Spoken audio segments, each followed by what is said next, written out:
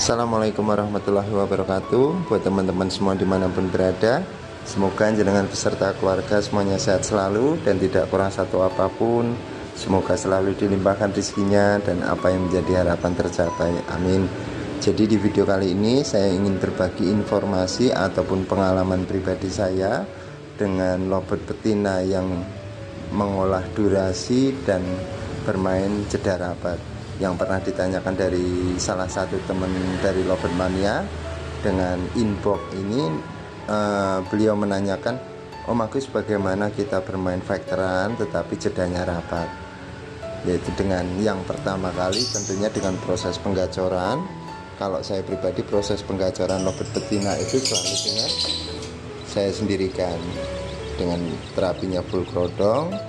Untuk penerapannya tiap malam saya cek pakan minum saja, non mandi non jemur dulu. Proses di sini saya untuk mapanin lovebird itu yang masih saya proses ataupun dengan pola perawatan untuk penggacoran tiap hari seperti itu.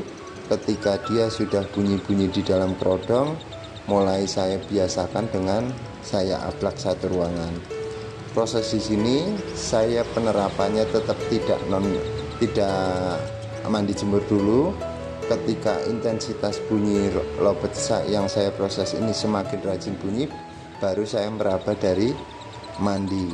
Untuk proses mandi ini kembali dari lovebird teman-teman semua. Memang rata-rata lovebird betina single itu rata-rata diimbangi dengan mandi kuyup, tetapi tetap dievaluasi dari lovebird masing-masing, Om.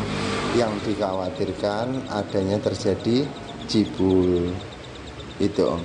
Jadi proses rawatan saya selama ini, setelah dengan proses lovebird betina itu saya ablak di ruangan sendiri, ini biasanya saya bikin lebih greget lagi, ataupun agar bunyinya itu membawakan birahi yang awalnya nada ngotot ataupun speednya cepat.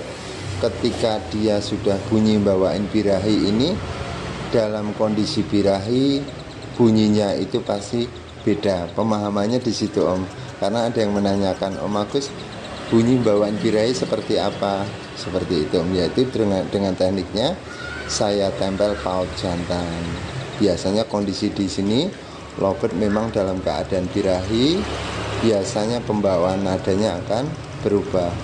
Proses di sini saya biasanya menaikkan dari kondisi birahi itu dengan pakan kenceng. Biasanya kalau saya berikan pakan burung kenari kemasan, Om. Proses di sini untuk terapi mental ataupun rawatan harian kan pernah saya share, Om. Yang dulu pernah saya share dengan di tempel pisah, ketika di betal wajib kelihatan burung banyak. Ini sudah pernah saya share semua. Ini untuk saya, misalkan saya pengen ataupun saya kurang puas dengan durasi lovebird itu, ataupun dari teman-teman bisa coba, bisa buktikan ketika lovebird itu mungkin punyanya jenengan sudah untulan ataupun terapi koloni kapsul, ketika mau di durasinya jenengan mau ditambahkan, itu bisa dengan tekniknya full krodong lagi, Om. Meskipun nadanya nanti speednya kenceng lagi, nada faktornya tumbuh lagi. Jadi proses di sini biasanya saya lakukan untuk lovebird yang akan saya proses untuk manjangin durasi. Tetapi rata-rata lovebird yang durasi 1 menit up 1 menit ke atas itu memang dari materi Om. Tetapi kalau dari yang awalnya durasi 25 ataupun 30 itu bisa diproses sampai ke 1 menit. Meskipun pembawaan di sini nanti kembali ke normal lagi ya Om, ke factor lagi.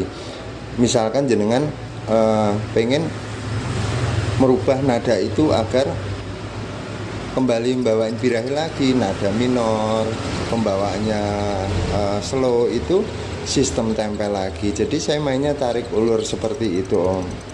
Ini beda dengan teknik, ini beda dengan setting ke lapangan ya Om, ataupun jatuhnya ke setting gantangan, ini beda ya. Ini pola perawatan.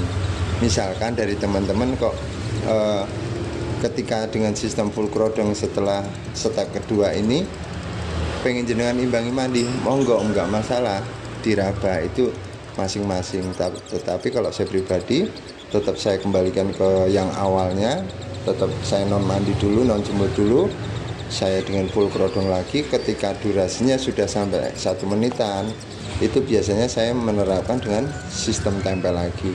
Jadi kondisi di sini nanti akan jadinya lobet itu terjadi factor gacor, ataupun biarpun kita bermain factoran tetapi jedanya bisa rapat. Biasanya dengan pola perawatan seperti ini kembali lagi ke lobet masing-masing.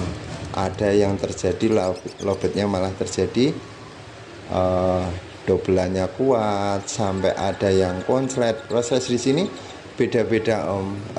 Beda-bedanya dari setelah pola perawatan ini lobetnya terjadinya seperti apa itu beda-beda. Ada yang langsung nadanya langsung keluar dobelannya, nada kering, itu ada yang dari teman-teman yang sudah memberikan laporan ke saya.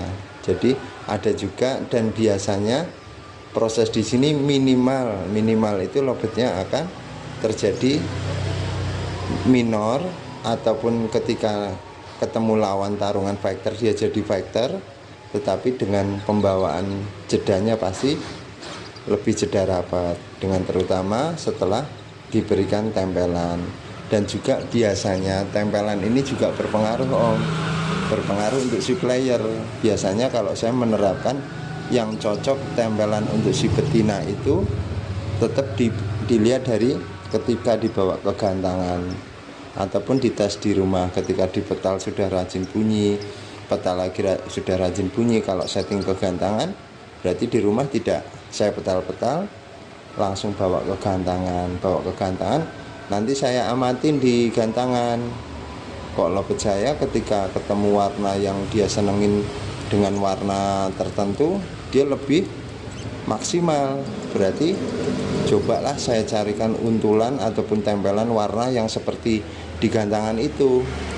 Proses di sini kita tetap evaluasi ataupun tetap meraba. Ketika dengan warna yang dia suka, biasanya saya ganti tempelannya, lebih gregetnya di situ Om.